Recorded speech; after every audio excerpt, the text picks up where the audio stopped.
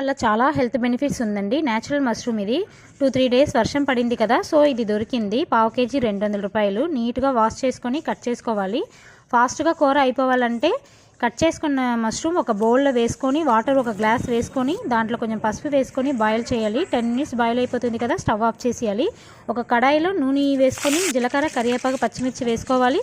తర్వాత మష్రూమ్ ఉంది కదా, అది వాటర్ లేకుండా వేసేసుకోవాలి. దాని తర్వాత ఫ్రై అయ్యాక ఉప్పు కొంచెం వేసుకోవాలి. 5 మినిట్స్ ఫ్రై అయ్యాక ఒక స్పూన్ ధనియాల పౌడర్, ఒక స్పూన్ కారం వేసుకోవాలి. బాగా ఫ్రై చేయాలి.